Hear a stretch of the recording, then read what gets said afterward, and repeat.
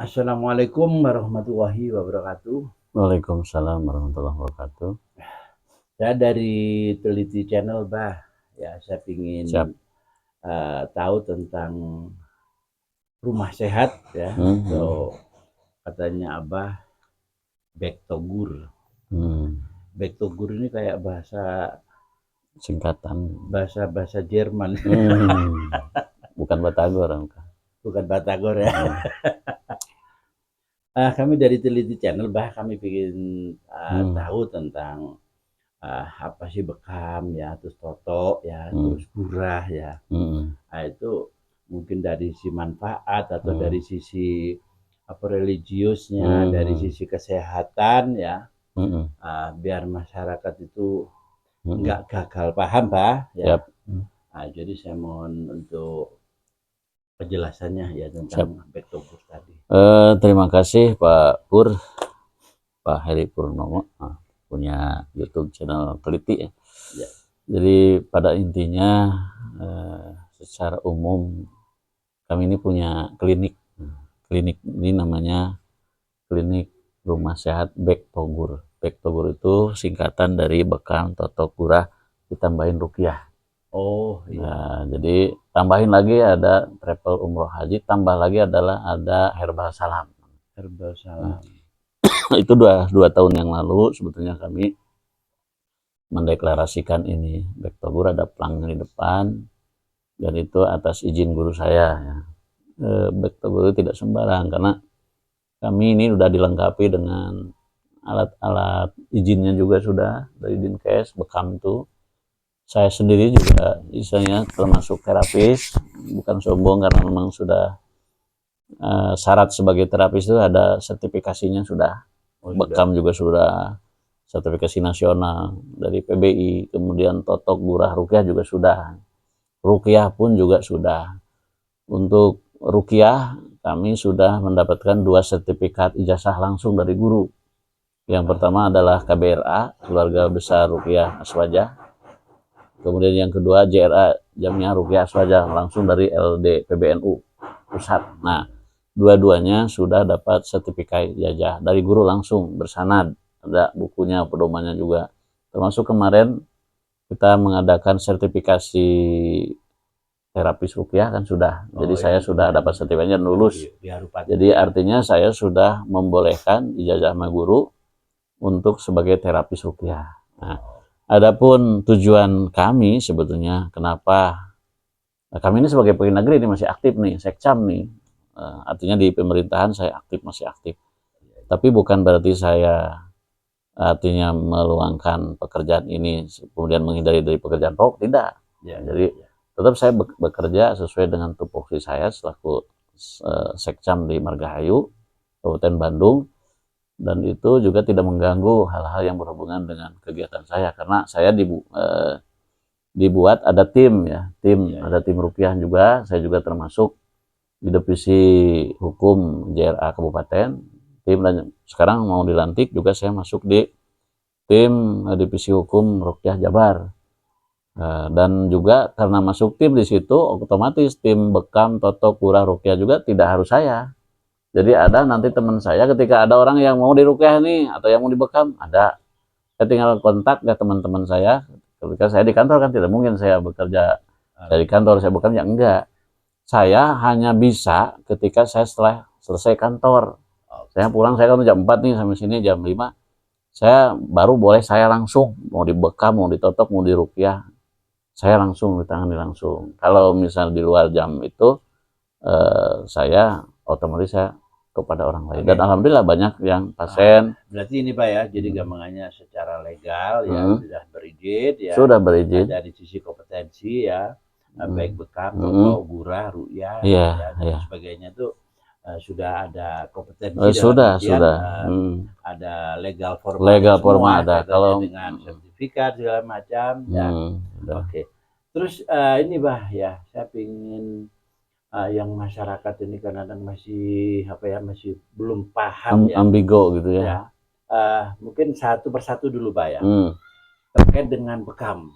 Oke. Ya, hanya bekam ini kan di saat orang itu nggak tahu ya, namanya orang nggak tahu Ya, kan otomatis ya. pikirannya kan macam-macam, Pak. Nah, Misalnya dari betul. sisi kesehatan sama dari sisi religinya, Pak. Ya, oke. Satu tentang bekam. Jadi Ya. sebenarnya betul, sekarang kan udah zaman modern ya. Ya. Sedangkan bekam itu sebetulnya adalah cara bagaimana menyembuhkan penyakit zaman Rasul. Yang belum ada alat-alat yang canggih seperti kedokteran. Sebetulnya wajar sekarang masyarakat lebih beralih ke kedokteran yang langsung bisa sehat pada itu atau dikasih obat atau disuntik ya. Tapi sebetulnya kita kembali ke bekam bukan berarti kita menyaingi sang dokter atau rumah sakit, bukan.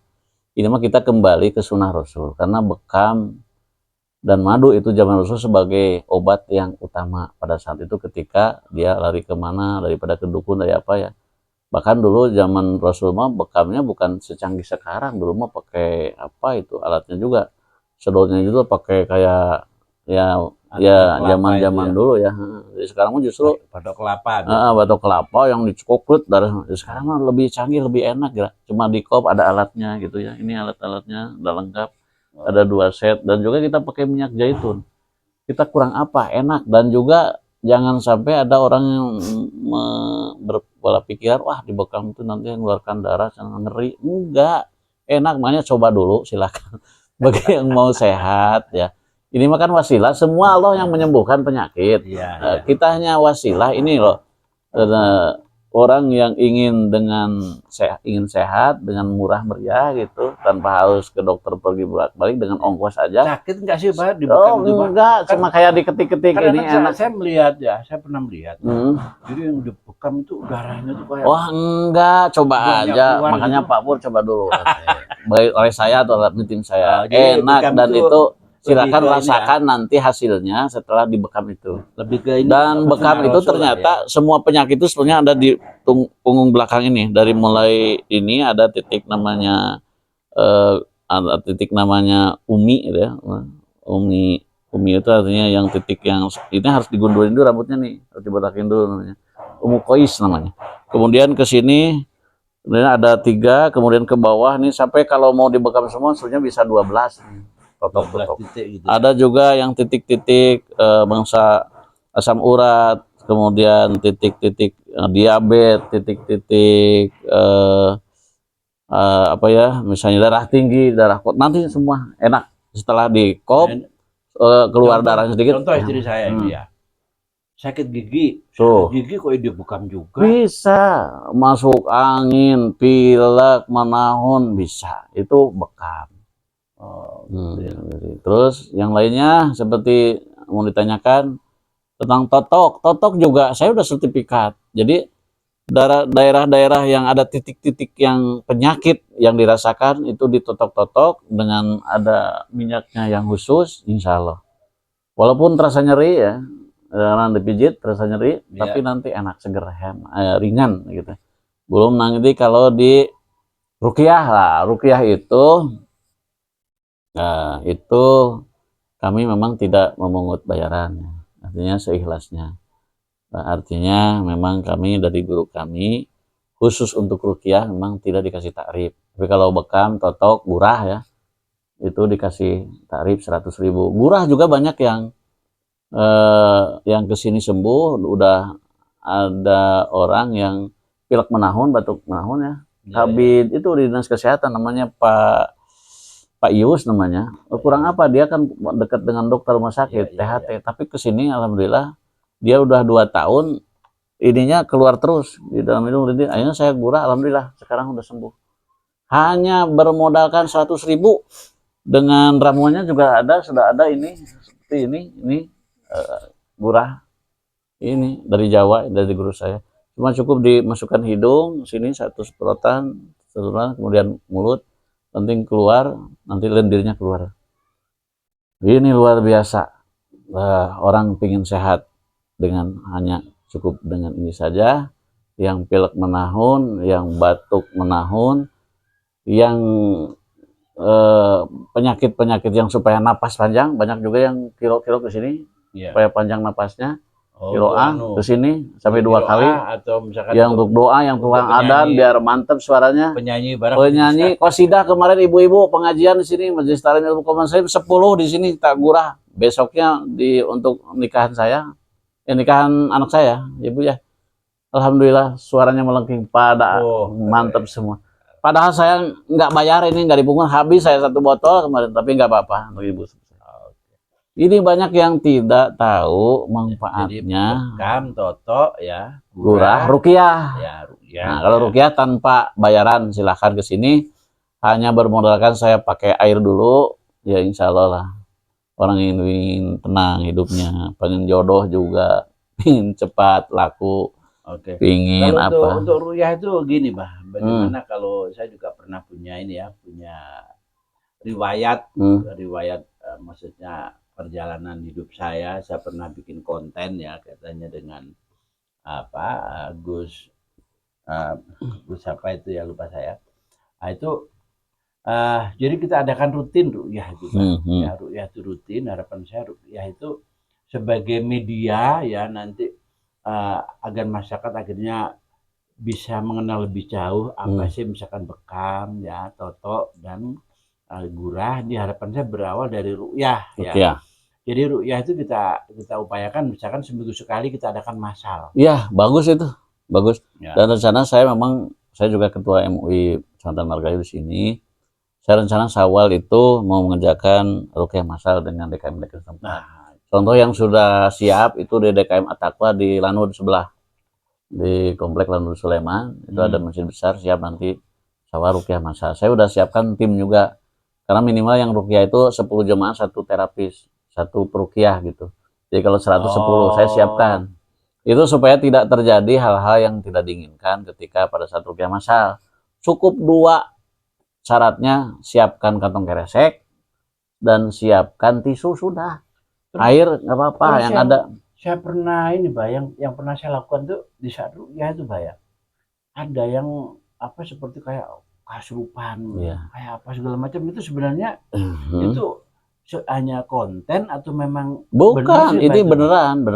Jadi proses ruqyah masal itu nanti kan hanya membacakan ayat-ayat Al-Quran yang berhubungan dengan kesehatan untuk mengeluarkan penyakit medis dan non medis. Medis dan non medis. Jadi nanti penyakit itu tidak lepas dari penyakit medis dan non medis. Kalau penyakit medis, contoh seperti kita nih gatal di ini sama semut atau digigit serangga, kemudian beto, itu medis.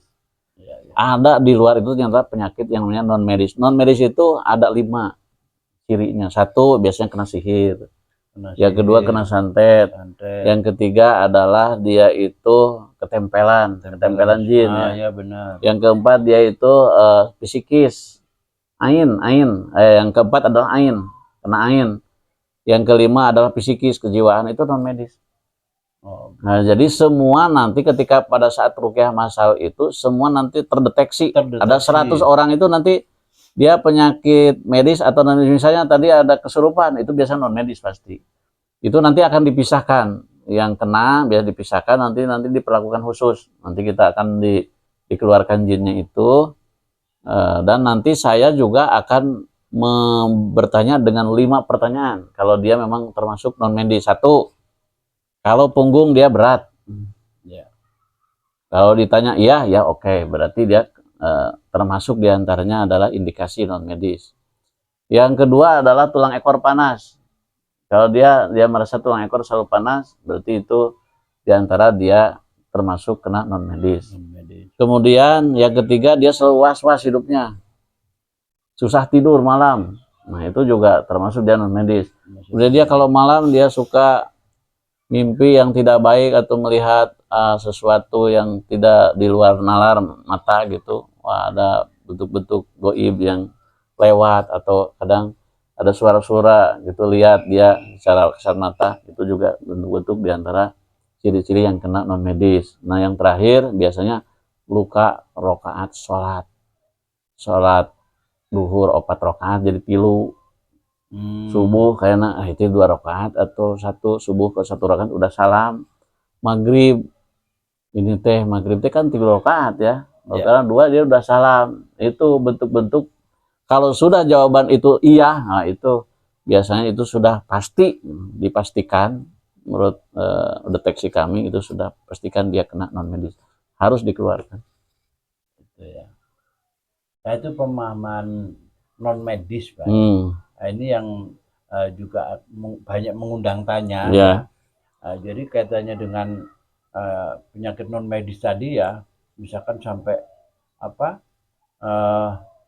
sama ustadznya tuh kadang-kadang sampai marah-marah, sampai ini segala macam. Itu memang benar seperti itu ya. Di saat katakan misalkan ada yang kena diganggu orang misalkan ya. Iya betul karena apa? Jin atau setan itu kan memang musuh. Bisa bersemayam di sini, bisa. Dan itu kan musuh bagi manusia yang beriman. Kenapa dia reaksi? Reaksi itu tanda dia tidak mau menerima, tidak mau dikeluarkan. Dia ingin bersemayam di tubuh si orang manusia itu. Itu biasanya diganggu orang atau mungkin kita itu kalau diganggu orang berarti dia lewat orang, namanya sihir, santet. Lihat orang yang menyantet ke orang itu biasanya gangguan lewat boneka atau lewat jarum, paku di sini. Saya pernah juga membuang buhul yang ada di rumahnya, yang orang kena sihir santet. Saya dengan temannya, teman saya satu tim, saya ke Kabupaten Bandung Barat, saya mencoba rumahnya, dikeluarkan. Ternyata di rumahnya tuh ternyata saya ternyata ketemu di potnya itu ada tulang-tulang ayam. Dan besoknya alhamdulillah anaknya enak. Itu biasa sihir itu. Ya, harus diketemukan walaupun orangnya sudah diruqyah pribadi dan dengan air, tetap nanti rumahnya harus kita lacak. Keberadaan orang yang sihir itu kan bisa lewat rumah. Jadi bisa diketahui, Pak ya. Misalkan ini orang ini diganggu orang atau orang ini bisa jadi misalkan ke tempat-tempat tertentu ya, kadang pulangnya tahu-tahu seperti kesurupan. Betul. Jadi bisa diketahui yang seperti itu. Bisa diketahui. Ini dibuat orang atau kamu ke tempat-tempat tertentu. Itu namanya jinnya bisa ditanya ya? Iya bisa, tapi kan kita secara manusia tidak bisa melihat secara goib itu jinnya seperti apa. Hanya bisa dilihat tanda-tandanya. Seperti Pak Heri ketika masuk ke rumah kuno yang udah tua, kan ada muringkak tuh bulu punuk. Nah berarti di situ ada, hanya itu saja. Secara kasat mata saya juga tidak bisa diketahui jin itu seperti apa, hanya bisa dengan alat untuk mendeteksi itu dengan ciri-cirinya yang tadi seperti itu. Ya mungkin sekilas itu, Pak ya. Nanti bisa kita lanjut lagi. Boleh, silakan. Dan harapan saya nanti kita ada membentuk satu tim ya, kita membentuk sebuah aktivitas yang sifatnya rutin ya, seperti ruqyah segala macam ya. Yang jelas kami dari Teliti Channel ini saya sangat tertarik ya. Dan mungkin konten ini juga akan viral ini, Pak. Siap, silahkan. Viralkan ini untuk bahan dakwah, bukan kami ingin iklan berduit atau enggak. Ini mah supaya dakwah, artinya dakwah kami hanya satu. Hal yang seperti ini, Pak ya. Harapan saya kan gini, Pak ya. Jadi biar orang itu enggak berpikir negatif ya. Di saat kita bicara misalkan kaitannya dengan santet lah segala macam ya. Soalnya dengan materi-materi seperti ini memang ketertarikan itu luar biasa, Pak ya. Dan itulah harapan saya nanti bisa menjadi pintu untuk syiar dakwahnya. Dan satu hal yang paling penting adalah ketika orang mau berobat, jangan sekali-kali percaya kepada orang yang mengobati. Jangan sekali-kali percaya kepada obat ini. Hanya satu kata adalah percaya hanya kepada Allah Subhanahu wa Ta'ala, dan semuanya atas izin Allah Subhanahu wa Ta'ala. Pertanyaan terakhir, Pak. Di saat misalkan ada orang non muslim bisa nggak, Pak? Insya Allah bisa, Jadi misalkan orang non muslim itu misalkan itu tadi ada gejala-gejala non medis, insya Allah bisa. Bisa, Pak ya. Bisa. Berarti kalau misalkan orang non muslim di sini terus ditolak gitu, Pak ya? Kan saya juga dakwah itu bukan hanya kepada orang muslim. Ketika jin masuk ke dalam tubuh manusia, saya akan berusaha untuk mengislamkan dulu jin yang ada di dalam tubuh. Dengan cara syahadatkan dulu. Gitu. Iya, kalau bisa nanti kalau bisa syahadat kita yuk kita masuk Islam, kalau enggak nggak apa-apa. Dan kita hanya mendakwahkan saja. Urusan dia Islam atau tidak, itu urusan nanti Allah memberikan hidayah. Ya mungkin itu ya. Siap. Alhamdulillah ya, ini siang ini kami bincang-bincang dengan Abah Miftah ya, salam ya, kebetulan beliaunya ini ketua MUI, banyak labelnya beliaunya ya, sekretaris kecamatan ya, terus MUI ya, terus dai kondang juga, terus bisa vektogur ya, sampai tour travel umroh ya, juga Abah ini punya kompetensi di situ ya. Semoga aja kami dengan Abah ini bisa terjalin ya hubungan komunikasi yang baik ya, sehingga bisa saling membantu menunjang ya, dan tidak lain dan tidak bukan semata-mata kita tujuannya itu adalah syiar Pak ya, syiar Islam dan ya, ridho Allah ya, semata-mata hanya kita harapkan adanya ridho dari Allah Subhanahu wa Ta'ala tentang apa yang kita lakukan tadi, yang tujuannya berbuat baik kepada sesama ya, punya manfaat dan sebagainya ya. Semoga aja itu bisa kita lakukan dengan cara benar ya. Amin amin amin ya Allah. Oke, mungkin itu yang bisa kami informasikan ya. Terima kasih untuk siang hari ini. Akhir kata, wassalamualaikum warahmatullahi wabarakatuh. Waalaikumsalam warahmatullahi wabarakatuh.